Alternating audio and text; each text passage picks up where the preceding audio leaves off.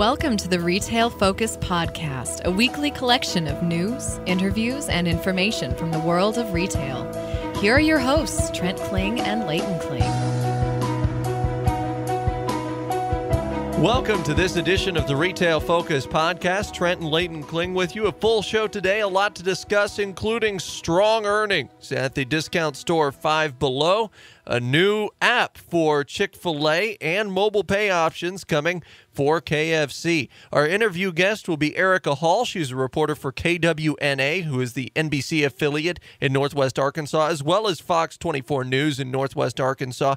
And she'll be joining us to talk about the shareholder meetings held every year in the area they call KNWA, the impact on the community, and also some protests that were going on near the proceedings. But first, we want to talk about those shareholder meetings and information coming from those meetings all last week. And we begin with the decision Walmart is making to bring back the smiley logo. Technically, Chief Marketing Officer Tony Rogers says the smiley face logo never went away, just went behind the scenes, but they are bringing it back, resurrecting it.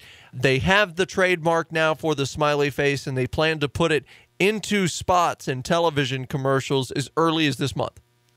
Absolutely. And, not only television, you're going to see it in a lot of rolls through newspaper advertisements as well. The smiley logo was first used by Walmart in 1990, and there was a trademark on it until 2001, and the trademark was in for retail use until 2009.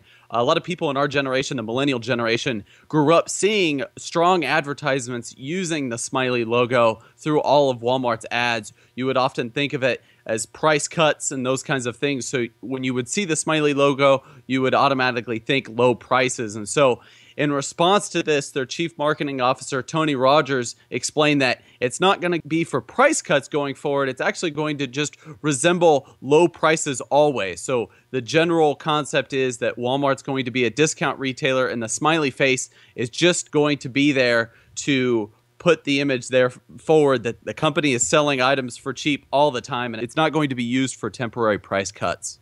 Probably the most humorous thing about all of this is not necessarily that they are bringing back an icon of the 90s, and we're starting to see now a lot of 90s nostalgia pop up.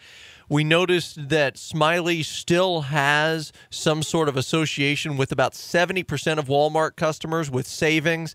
The smiley face logo as a whole, 96.5% awareness factor in 8 to 24-year-olds, not necessarily with Walmart, but just with the smiley face logo altogether. But the fact that they were trying to personify Smiley a little bit in some of their releases, saying that he was taking a break or in the back room or behind the scenes, it's almost like Smiley needed 10 years off to work out some personal issues or something before he came back to the company, and now he's there and back to help out Walmart. They began the removal process of, I guess, the initial Smiley, or maybe just the younger Smiley version, in 2006 from employees' attire and from their website. This was due in part to a new ad agency that Walmart had hired at the time. They said basically he was retiring to the back room, and that was from an article in Adweek written by Tim Nudd, a very good article that kind of encapsulated what Walmart was attempting to do in terms of burying this smiley logo at that time. They're bringing it back now, though, and Walmart doesn't want to make it seem like they are bringing it back. They want to make it seem like they held on to Smiley all this time, in part because of copyright and trademark issues.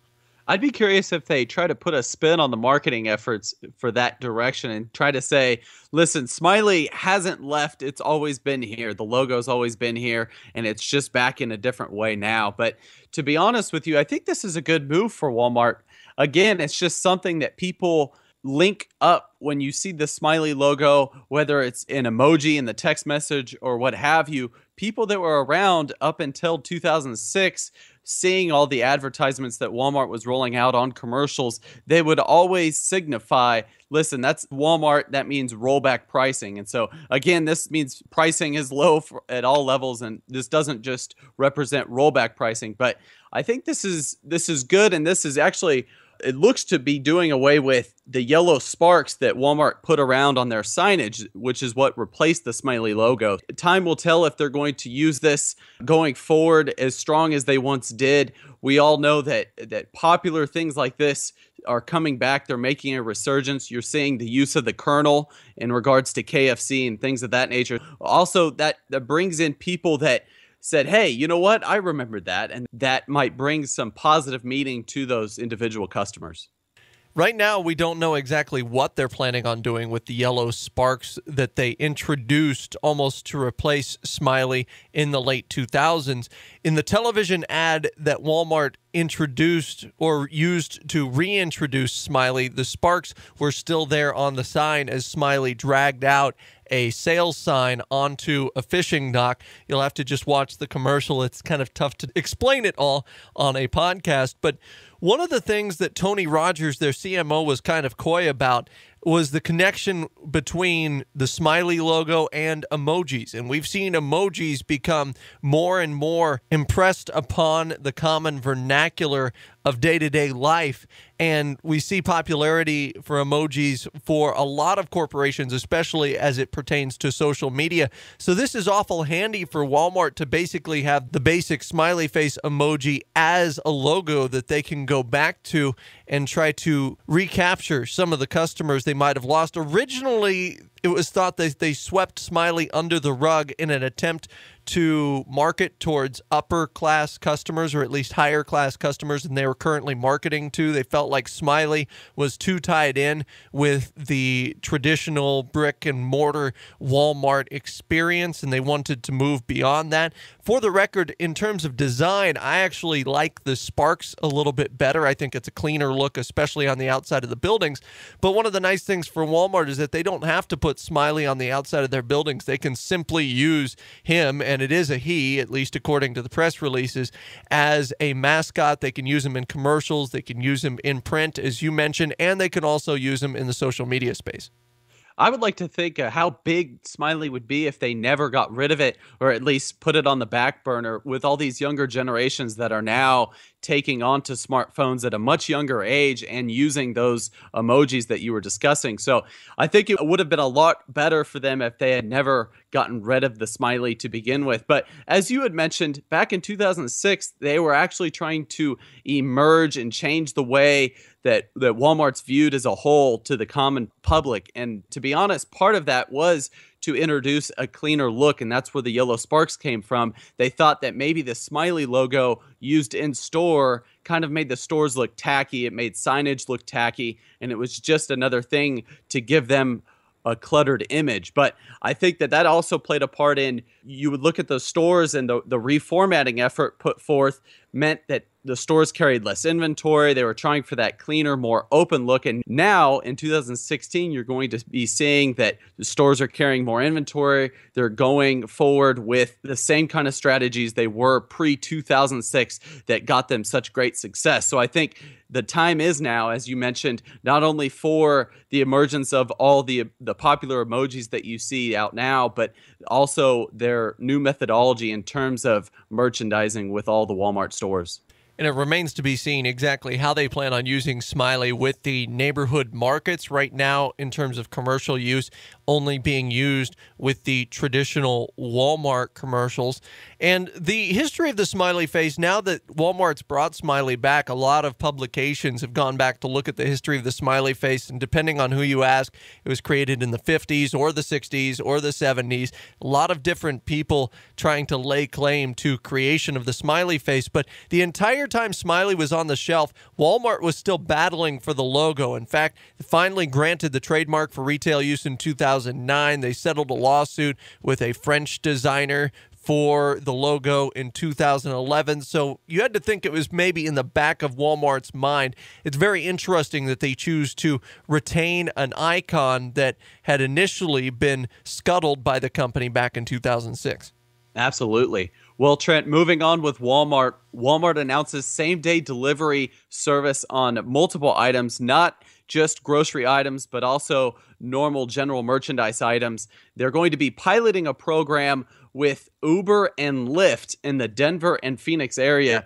This program is to bring more convenience to customers and to also see where the future is in terms of same-day delivery and overall convenience factors when you're trying to compete with Amazon and other e-commerce retailers. With Walmart, this pilot program is adventurous. You mentioned it's limited to 2 markets. They're partnering with Uber and Lyft. This is something that's going to be limited to markets that include Uber and Lyft in some way, shape, or form. And now, most markets in the U.S. at this point, or most of your major markets, will include those 2 companies. But what I find interesting is that this seems to be marketing to such a small subsect of the population. When you look at when it might be convenient to use this one-day shipping for a $7 to $10 delivery fee, you're really looking at a small portion of the population as compared with those that might use curbside pickup or might use just your standard shipping, even with the non-perishable goods. And you can do this through the desktop or the app. At least that's the intention of this pilot project. But I think overall, what I would like to see is exactly how many people choose to use this program where they're partnering with Uber and Lyft, because as I think through scenarios in my head, there are a vastly limited number of scenarios where this would actually be preferential to something either like curbside pickup or actually going into the stores and doing the shopping there. Yeah, absolutely. You and I were discussing off air what families or what demographic would actually be most apt to use this program. And I think that's a really good question and a question that should be asked. The company said that there's going to be 40,000 items, if not more, available for this service in these 2 areas. 30,000 of which are going to be food related. 10,000 again are going to be general merchandise items. And so when you're talking about somebody who might want to utilize this Lyft and Uber service, you're really thinking about perishable goods potentially, items that you need and cannot get in a good time frame that suits you. And so when you're looking at general merchandise items, though, that's not really something that comes to mind. If you're wanting to purchase, let's say, paper towels or something, you would think that would be a typical Amazon item, something that you can get on a subscriber basis that comes to your home, or something that you can get when you're on your way home from work, something you can get on your way home. You can drop off by the store, have a list of goods. But I honestly don't think that this is going to be a program that will be picked up on in a larger scale, which is probably why one of the reasons it's a pilot program for now. But again, I think this is actually going to take away from some of their other services that they're trying to have that are trying to expand Walmart's overall convenience. So, for instance, Walmart's grocery pickup service that we discussed about 2 months ago, they're expanding to 14 new markets just this month. That's going to be leading a total of 60 markets when that's all said and done. And so when you're really looking at a grocery curbside pickup service, is that not going to eat into the service that we're talking about? Honestly, I think one of the main target demographics for this type of program might be a person who uses regular public transportation. The public transit system in Denver is continually expanding, so maybe if you don't use a car as your primary mode of transportation and the nearest Walmart is a little bit far away, this is something that can certainly help out with that. But at the same time, you worry that the $7 to $10 delivery fee might be a little bit prohibitive unless you're making very large orders through this program. And I really just wonder, I think this program seems to have limited utility among most Walmart customers. Perhaps I'm wrong, and I think it's good that they're piloting it out in 2 different markets in Denver and Phoenix, but you really wonder about the long-term viability of this program and the ability of this program to expand to more markets rather than just 2 or 3 in a pilot.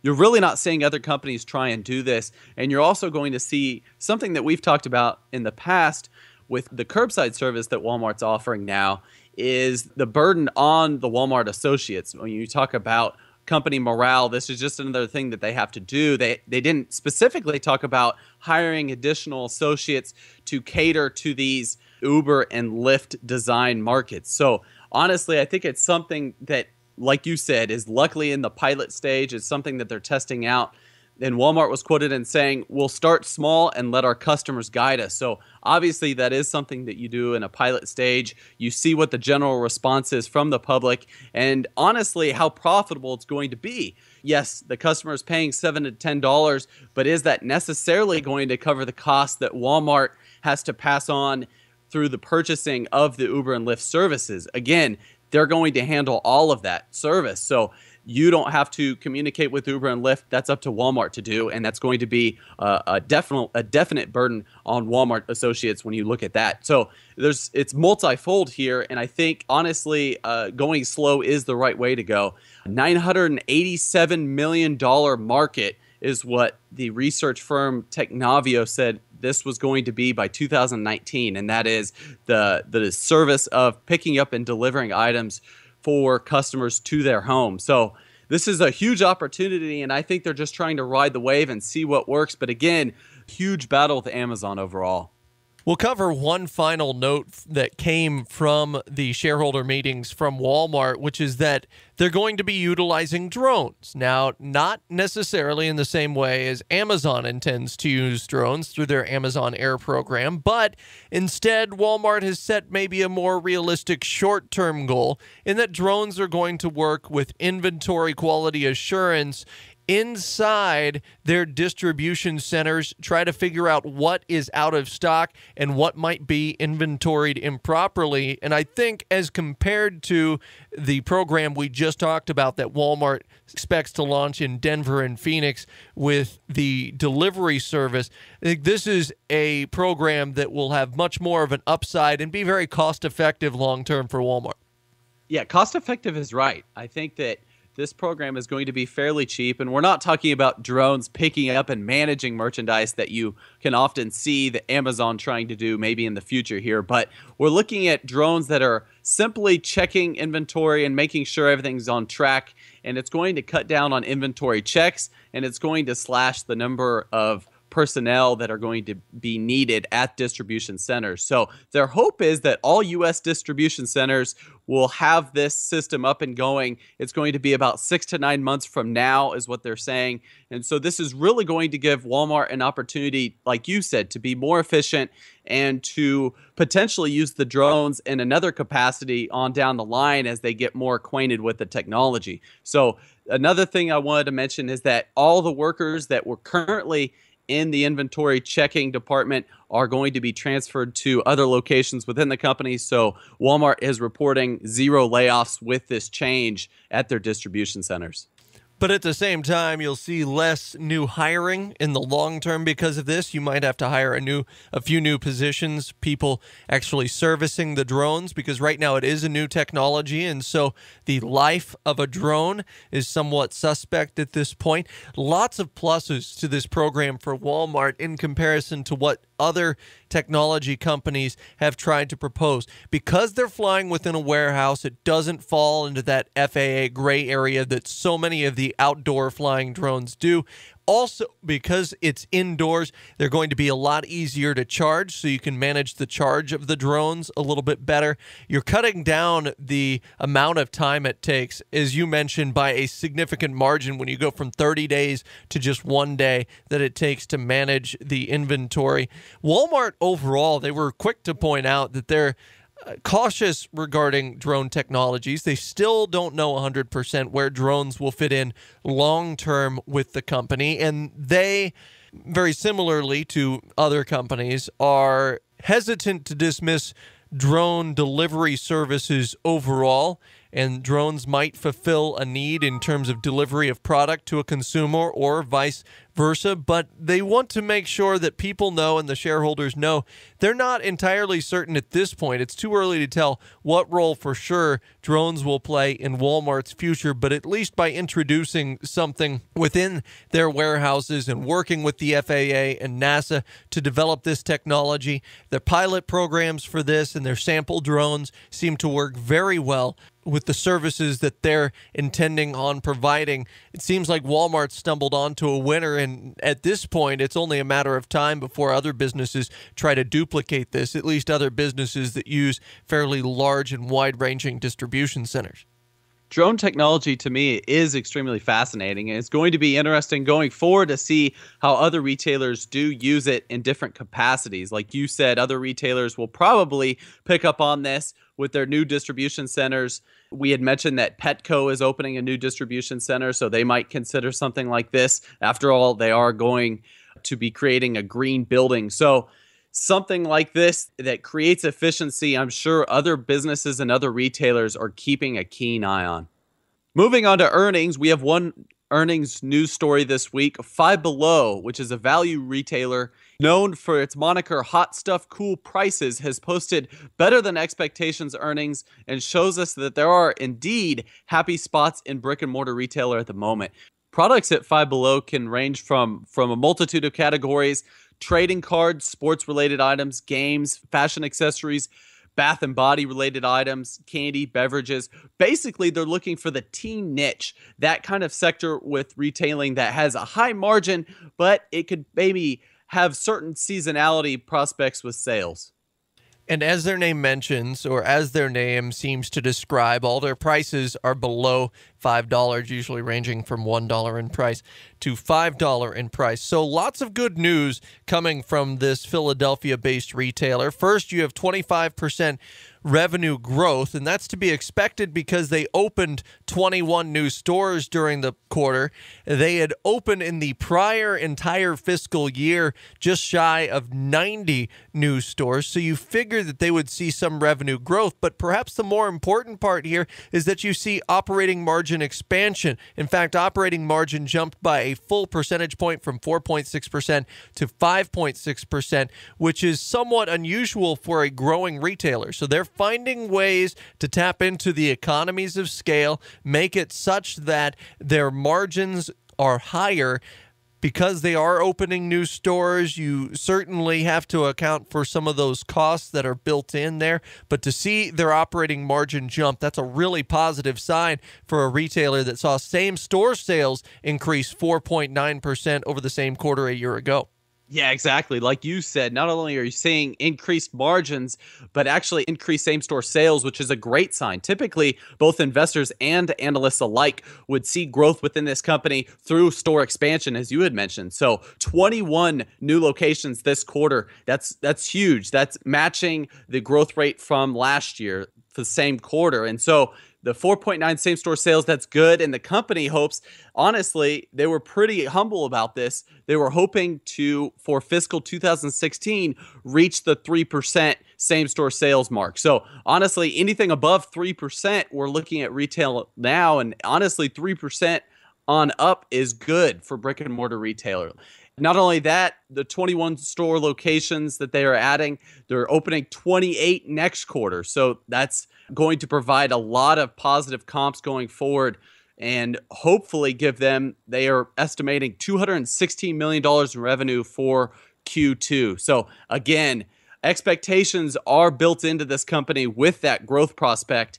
They're looking at close to a PE ratio of around 42. So like I said, analysts and investors, they're really excited about these numbers, but they also, by increasing the price of the stock, are really trying to push forward the expectation that this company has a bright future. Yeah, they expect a lot of expansion coming up. In fact, 85 new stores expected to be opened total in fiscal 2016. So that's net store openings. In calendar year 2016, they're looking to open 64 more stores from this day on out. Now, it's important to look at the area in which they're looking to open these stores, keeping in mind that this is a Pennsylvania-based company, so the Northeast is already relatively well acquainted with the concept. They're going to open 11 in Texas, 8 in Florida, another 5 in Illinois. Most of those are around the Chicago metro area. They just opened their first Oklahoma store, opened their first store in Louisiana a month or two ago. And so this is a store that you're seeing kind of cut more into the southern United States, and they feel like there is room for expansion there.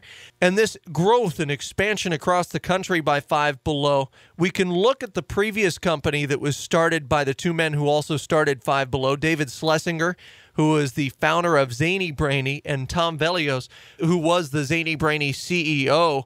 right before that company went bankrupt. The two of them decided to jumpstart Five Below, and they did that just a year after Zany Brainy went bankrupt in 2001 and their assets were liquidated off. Started this company in 2002. And just from looking at the history of both Zany Brainy and to this point, the history of Five Below, we've seen Five Below grow a lot from within. Where Zany Brainy got into trouble was through acquisitions of other companies. We haven't seen Five Below be really aggressive. Instead, they've been aggressive just in terms of internal expansion. They're opening about 80 to 90 stores per calendar year over the last few years. And it seems like these two are really eyeing the southern and western United States as areas that could certainly see expansion from Five Below, which is a company that will, by the end of this calendar year, operate more than 500 stores in 30 different states. I would say that growing by acquisition isn't something that Five Below probably will ever do, and that's a good thing for the company's shareholders. The CEO pointed out that there's 40 straight quarters of positive comps, and fixed costs have always been in line. So obviously that's a key component when you're looking at store growth.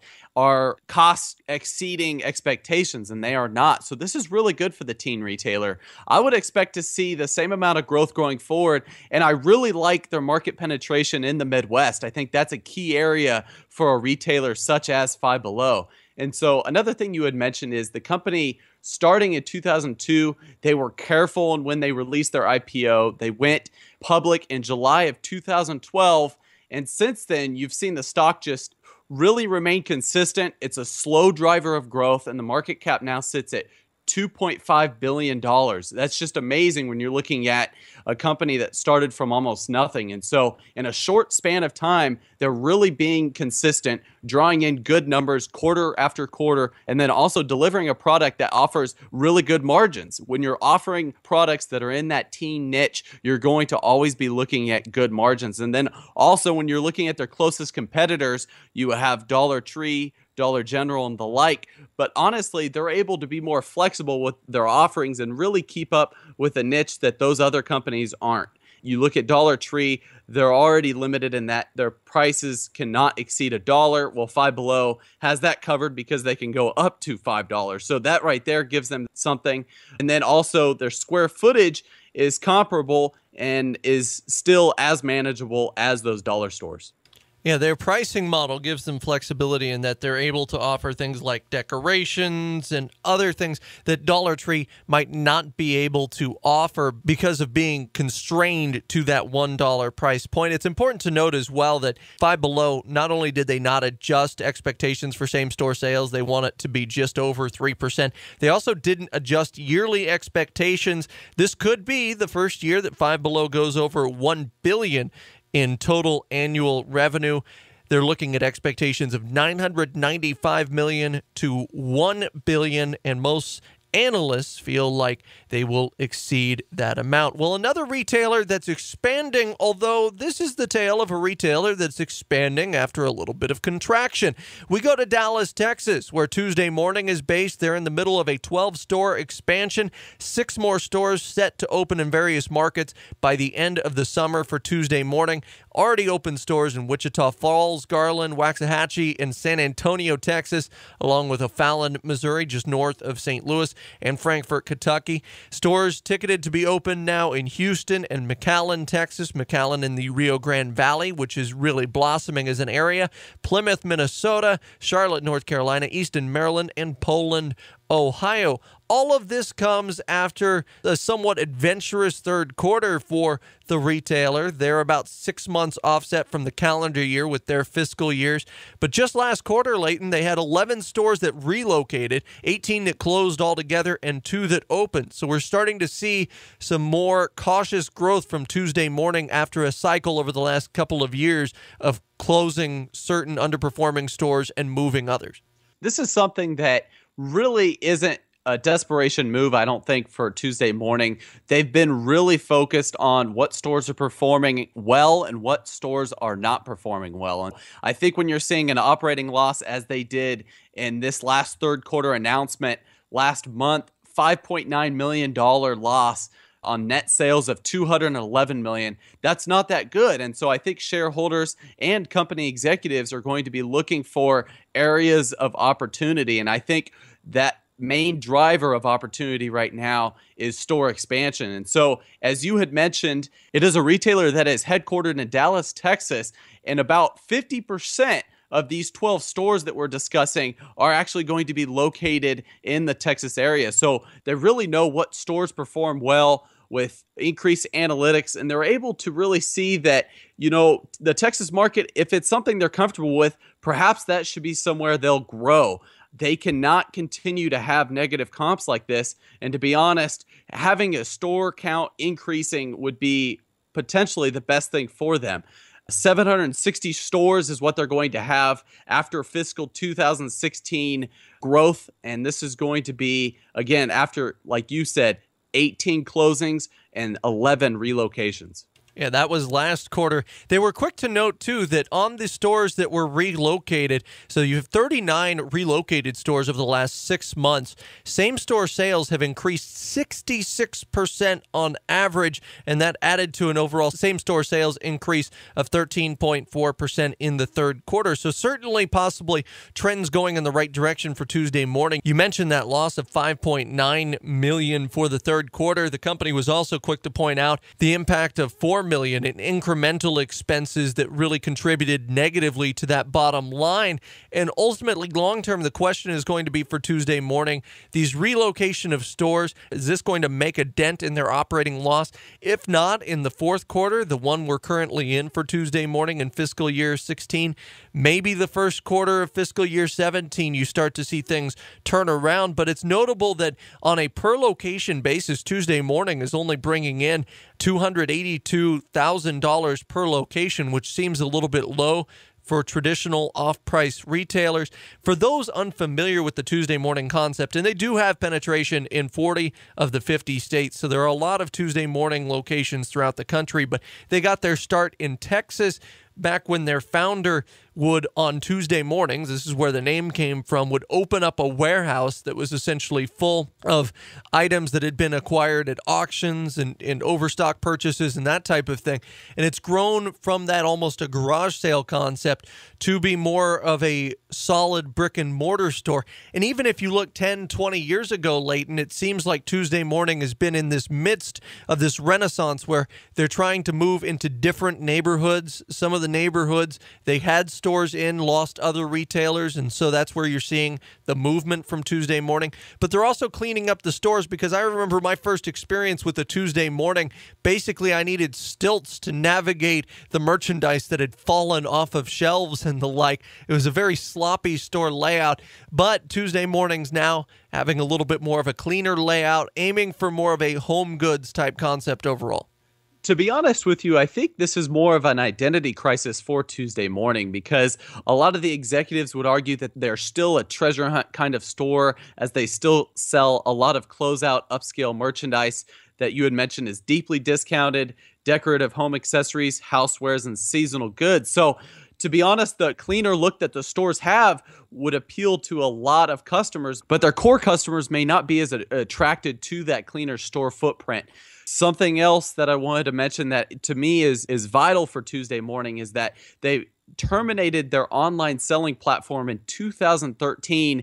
And by doing this, they're focusing on going all brick and mortar all the time. And so Tuesday morning still has a website, but the website really just shows you the sales and promotions that they're having in store and some of the new items that they are promoting within their different store locations. And so there's no direct selling from their online platform now. And, this is something that you and I have discussed time and time again, is the emergence of e-commerce. And when you're thinking of a Tuesday morning, you are thinking of kind of a treasure hunt. You're thinking of deeply discounted merchandise that you can't readily and easily find online. However, I think for some of the more popular goods that they have, I think it would behoove them to maybe start selling online again. I was looking at their Twitter and Instagram followers. They have about a quarter of the amount of followers and likes that their biggest competitor, in my opinion, Big Lots has. And so not only don't they have an e-commerce platform where they can sell directly to the consumer and potentially save and have increased margins in that way, but they also don't really have a big following on social media. And that's something that you're seeing an emergence from as well with the more popular retailers. And so this is something that I think they're going to have to address in order to be more and more successful and not just opening more stores and having a larger store count. Couple other notes on Tuesday morning before we move on. As of the time at recording this podcast, the stock is trading just a skosh above $7. It's up about 7% this week so far, but that's well off their 52-week high of $14.43, and the stock has been tumbling a little bit over the last 6 to 9 months as some of these negative overall income numbers have come out. They're also trying to get a new Phoenix distribution center up and running. They expect that to happen in first quarter of fiscal year 2017, and that will give them a few more efficiencies, at least with their store locations in California and the West Coast and also in Arizona. Well, our final news story of the day before we get to our interview, we look at a couple of mobile-driven initiatives in the food sector. Yum Brands announced a large expansion of mobile pay in KFC restaurants using an application available on Android, Apple Play, and Samsung Play. Chick-Fil-A, meanwhile, announces the introduction of Chick-Fil-A One, which is a mobile ordering app allowing customers to potentially skip the line at the counter in their brick-and-mortar stores. As many of our listeners know, KFC is actually owned by Yum Brands, the larger corporation that owns other fast food restaurants such as Taco Bell and Pizza Hut. But right here, this is striking. KFC has already actually launched a pilot program to allow customers to pay via mobile. And so this is going to be a larger step, part of a larger $80 million investment in restaurant equipment sales and upgrades. So part of this infrastructure investment is to provide customers and associates with the technology available to make the ease of purchase better. And so honestly, I think this is something that a lot of companies are going to be using going forward.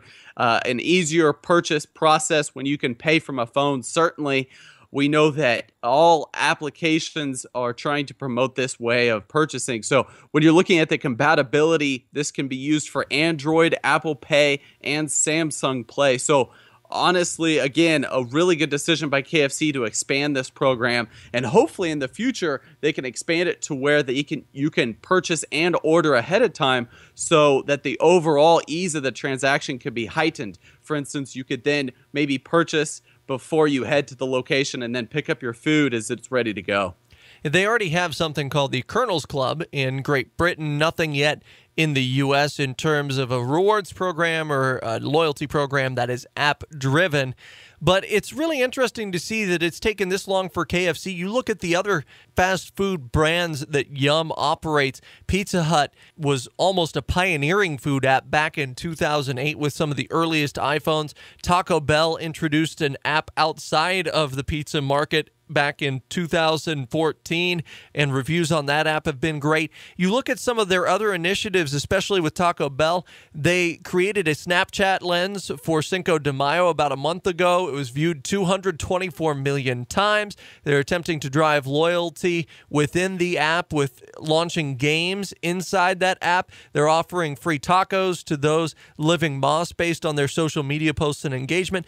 So it's interesting to see that KFC is lagging very far behind a business like Taco Bell when something like a completely customizable mobile ordering app doesn't really exist for KFC. And when you look at Chick-fil-A, their app is pretty much all-inclusive. In fact, the Chick-fil-A app, as I was playing around with it a little bit before this podcast, it's very good in terms of its customizability.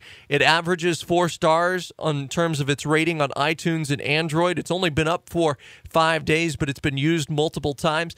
And the main thing that Chick-fil-A is doing, they've done this many times throughout the years to incentivize programs like this. They're offering a free chicken sandwich to those who download the app. You compare this type of thing with fast food restaurants like Wendy's, who are beginning to use more self-service kiosks in some of their new locations, and it seems like this is the way a lot of the fast food restaurants are going.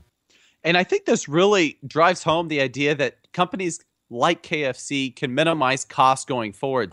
They are devoting at least 100,000 labor hours to retrain their employees with this new payment system. But I think ultimately what these companies want is lower overhead. So when you're training, that helps in the short term. But obviously, I think what the company wants is for customers to process almost the entire transaction by themselves. So like you said, incentives could also help, like Chick-fil-A offering until June 11th a free chicken sandwich when you download their app. So I think a lot of these things are going to emerge, and I think now is the time, because obviously our innovative culture is going to be one that breeds things like this for fast food. People want things, and they want it faster and faster and more convenient as time goes on. I think for me, in terms of my own usage of apps like this, the ultimate benefit comes in the customization of your product. For example, I had no idea that you could order pizza crust well done or order extra sauce or any of that stuff before these apps came about. So I think it's just going to bring that much more convenience to the customer, and that they don't have to worry about calling someone on the phone or ordering through a fast food drive-up window that we still haven't managed to fix technology completely on over the last 20 years.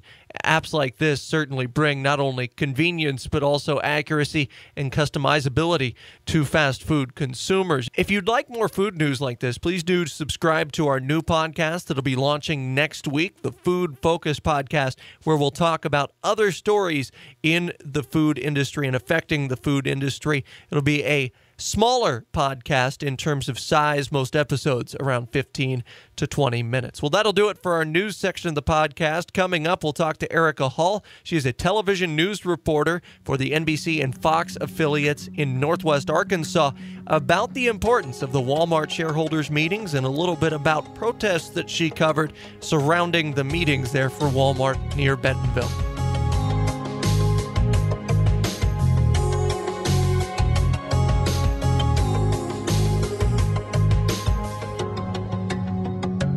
And we're joined now to talk about Walmart Shareholders Week in Northwest Arkansas by Erika Hall. She's a reporter for KNWA, which is the Northwest Arkansas NBC affiliate, and Fox 24 News, also based out of Northwest Arkansas. And she helped to cover a lot of Walmart Shareholders Week for her various stations. Erika, thank you so much for joining us on the podcast today. Thank you. I'm excited to be here. Well, first of all, for those that don't know, I know a lot of people in the retail community likely read about Walmart Shareholders Week, but for those that haven't been to Walmart Shareholders Week, what is it like in the Northwest Arkansas community? Because it seems like it's a big story regardless of the stories that are launched themselves during Shareholders Week. Yeah, it's absolutely crazy here. It is full-on takeover by Walmart associates and shareholders. Everywhere you go in Fayetteville, there's people in a blue Walmart shirt.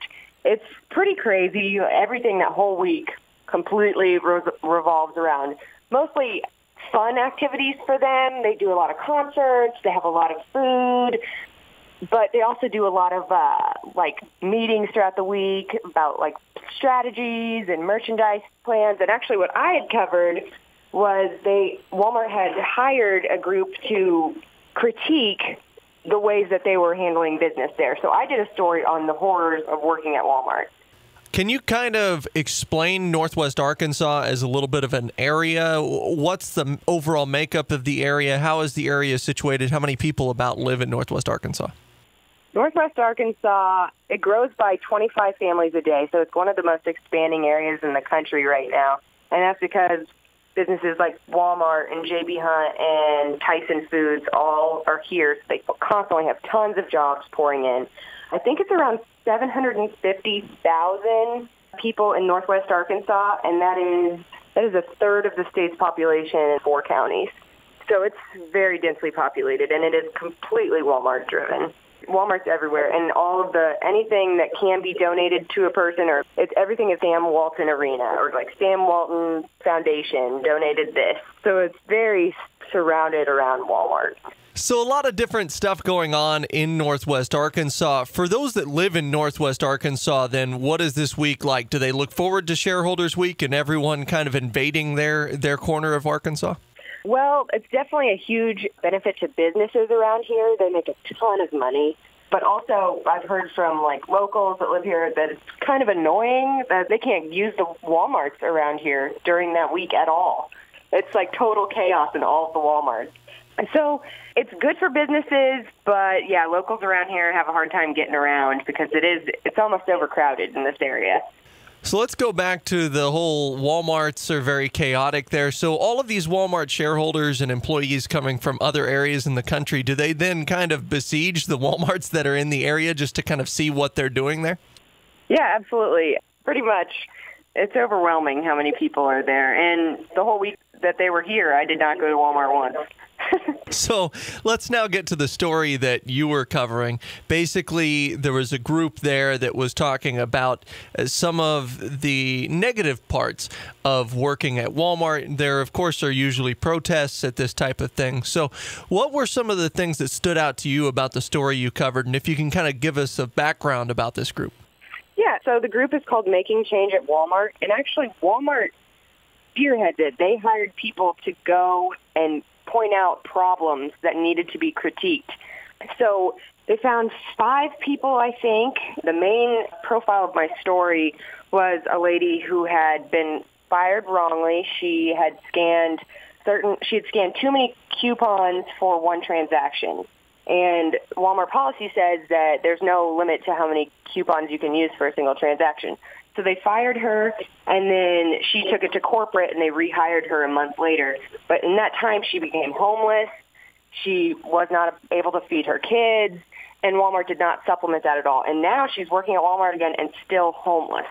So I thought that was really interesting. And another thing, all these people that I had talked to, they had worked there, 10 years or more, and they were making $10 an hour. So, I mean, the Walmart Shareholders Week, a big thing about it was they kept saying over and over again, we are going to be donating billions in funds to make Walmart a better place to work and shop and everything and pay our employees better.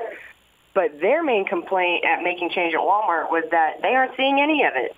And Walmart was kind of mad at me about my story. They contacted me and they made me change my story. I had cut a lot of their quotes they had sent me, and they did not like that. They were saying that I took it out of context and I was not even-handed in telling the story. So that was pretty crazy, having Walmart angry at me. Especially when you're in Northwest Arkansas, right? Yeah, during Shareholders Week, when all of these big wigs of Walmart are going to be watching this, it was a little intimidating, especially being a new reporter in the area. And one of the first stories I covered is one of those pinnacle times for Walmart. So you have this group that obviously they bring in different dissatisfactions with Walmart. You talked about the woman who essentially became homeless after being fired and is still homeless despite going back to work at Walmart. What were some of the other common threads that this group kind of dug up and talked about during their meetings in terms of their complaints about the work environment at Walmart? Pretty much everyone I talked to said that they were unjustly fired. There were 3 people that I actually did not have a chance to cover in my story, but they had all been fired right before they had worked at Walmart for 20 years.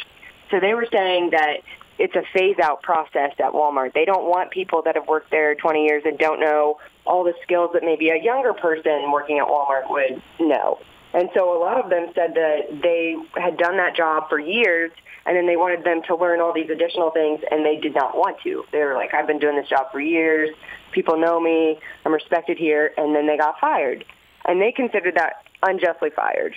And it is kind of coincidental that all 3 of them were fired right before 20-year anniversary of working there. And a lot of them said that it could have been, they could pay the younger people less and they can do more. What they said was they're what made Walmart Walmart. They are the customer service that's been in there for the last 20 years, and why be fired? To reiterate, this group was put together and facilitated by Walmart. So then what was Walmart's response to some of the stuff that this group talked about and to some of these items regarding this unjust firing, or what they felt was unjust firing right before their 20th anniversary with Walmart? I had reached out for a comment from the Walmart rep, the PR person, and they had said, oh, yeah, it's the Making Change at Walmart group. What else is new? They're used to having to deal with the media, writing these stories about making change at Walmart. So when I talked to them, I was like, oh, yeah, same old. They'll send you a response. Like, I didn't even really tell them what I was going to be writing. I just said I'm covering this panel discussion put on by Making Change at Walmart. And they were like, oh, boy, here we go. And so they sent me a very generic response that was, we're donating billions into becoming a better corporation, better pay, better training, things like that. So to kind of wrap up, we talked earlier in this podcast about news of Walmart bringing back the smiley logo and the drones in the warehouses and of some of the other technologies that Walmart is debuting. What were some of the other stories that your stations covered and some of the other reporters covered during Walmart Shareholders Week? Honestly, to be totally honest, we mostly covered the entertainers and things coming into town and more of the fun stuff. Honestly, the only negative story we did on Walmart was my story. We didn't really cover a lot of what their agendas were, but I do know that they hosted lots of discussions and lots of meetings to become a better corporation, to hone in on their training, to figure out how they can get cheaper costs in their stores. Who are some of the entertainers that they brought in? Oh, they had Nick Jonas, Katy Perry, and then James Corden, the guy that sings in those carpool things with Adele and everybody on those late night shows. He was the host of Walmart Shareholders. It was just it's weird that it is in this town. It doesn't seem like it's a big deal, and then all of a sudden there's all these celebrities walking around, and it's pretty cool. All right, Erika Hall, reporter for KWNA, the NBC affiliate there in Northwest Arkansas, and Fox 24 News. Thanks for taking the time and joining us today on the podcast. Thank you. It's great to talk with you. As always, we may have a position in or against companies we discuss on the podcast. Do not invest in stocks solely on the input of the podcast hosts.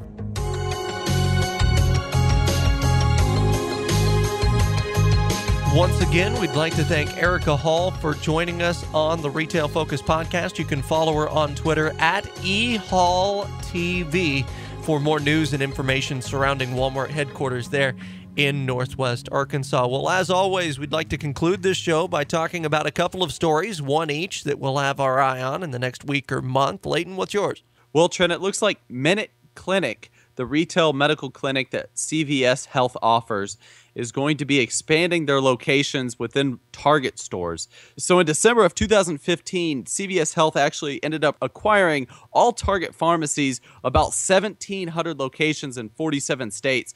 So this is going to be an expanded effort just within the Maryland district, and they are going to be testing out, trying to see if they can implement nurse practitioners and physician assistants to help customers look at and potentially diagnose family health care needs and write prescriptions for common family illnesses. So this is really going to be something that people are going to come into the clinic and get potentially faster service than you would if you go to a doctor or go to an emergency clinic, let's say, that's a standalone clinic. This is going to be something that is hopefully going to boost brand loyalty for the customers that are going into the Target pharmacy that's now rebranded for CVS Health.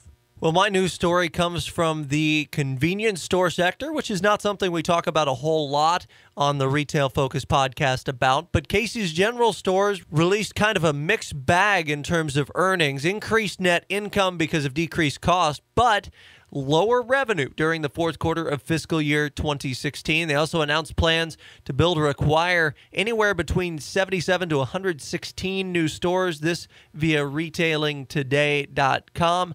They had also set their financial goals for fiscal 2017 in the call. So a combination good news, bad news for Casey's. The reason I single this out is because Casey's has very aggressively been expanding, especially into markets that are dominated by other convenience stores, the likes of Quick Trip, for example. So you wonder if decreasing revenues are perhaps a dangerous sign for them. They are driving down costs, due in part to their economies of scale and the fact that they can order in more quantities. But you worry if they expand too much from their Iowa base, if this might produce a little bit of inefficiency later on in the company. And you'd hate to see a company expand too fast, but we've seen it a lot in the convenience store sector, and we've seen sometimes a financial backlash to it. Expanding too fast is something they should be concerned about, but it is good to note that net income shot up 40% to about $225 million last year. So I think that's a good sign, and potentially they are getting overzealous, but they're maybe seeing those good numbers and good margins and looking to expand a little more rapidly than they were before. In the last fiscal year, they opened up 51 new locations, acquired 5 others, but total revenues fell 8%, which to me is a little bit of a red flag. Well, that'll do it for this week's version of the Retail Focus podcast. Be sure and subscribe to us on iTunes, Stitcher, Podcast Addict, or any other podcast delivery service. You can also check us out online on our website, retailfocuspodcast.com. And, of course, follow us on Twitter at Retail Podcast. For Leighton, I'm Trent, saying so long until next week. This has been the Retail Focus Podcast. For more, visit our website at retailfocuspodcast.com and subscribe on iTunes or Stitcher. Follow us on Twitter at Retail Podcast.